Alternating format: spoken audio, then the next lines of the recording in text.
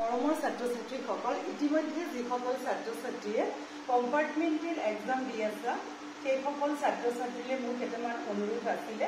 অনুৰোধটো এনেধৰণৰ, ইতিমধ্যে তোমালোকে জানা যে বিগত বৰ্ষত যি কম্পাৰ্টমেণ্টেল এক্সাম হৈছিলে সেই এক্সামত তোমালোকৰ মাত্ৰ 5 মাৰ্ক দিছিলে 45ৰ ভিতৰত 13 পোৱাকে। কিন্তু এক বছৰৰ ভিতৰত আমাৰ যে নিয়ম সলনি হ'ল, আমি এতিয়া বেয়া কৰা ছাবজেক্টটোত অকল এটা পাৰ্ট দিলে নহ'ব, আমি দুটা পাৰ্টত দিব লাগিব। 45ত আমি MCQ পাব লাগিব 30 আৰু আমি 45ৰ ডেছক্ৰিপটিভত পাব লাগিব 30।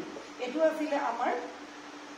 আছিলে আমাৰ নটিফিকেশ্যন। কিন্তু এটা কথা হ'ল কি, আমাৰ এই নিয়মৰ মতে আমাৰ ছাত্ৰ-ছাত্ৰীখিনিয়ে কেনেকৈ কৰিছে। বৰ্তমান দেখা গৈছে যে যিখিনি ছাত্ৰ-ছাত্ৰীয়ে মেট্ৰিক পৰীক্ষা আকৌ অৱতীৰ্ণ হৈছে তেওঁলোকৰ কাৰণে এটা ভাল খবৰ আছে যে তেওঁলোকে ছেম বেটছত পঢ়িব পাৰিব, তেওঁলোকে স্কলাৰশ্বিপ ল'ব পাৰিব, নিযুত মইনা আঁচনি ল'ব পাৰিব। যে তেওঁলোকৰ কাৰণে মাৰ্কশ্বিট কাম চাৰ্টিফিকেট ছেম থাকিব, ছেম বেটছত পঢ়িব পাৰিব আৰু তেওঁলোকৰ কোনো ধৰণৰ অসুবিধা নহয়। কিন্তু এতিয়াও যদি সেই ছাত্ৰ-ছাত্ৰীখিনিয়ে পৰীক্ষা বেয়া কৰিছে তেতিয়া কি কৰিব লাগিব, তেতিয়া তোমালোকে আকৌ পুনৰ স্কুলত ৰিএডমিশ্যন ল'ব লাগিব।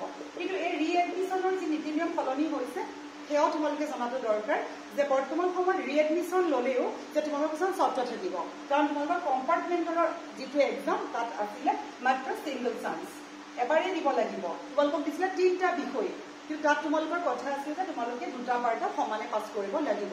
গতিকে যোনেই তোমালোকে পৰীক্ষা অলৰেডি দিছা যোৱাকালিৰ পৰা তোমালোকে চব কুৱেশ্যন টাচ কৰিবা, ভালকে কৰিবা।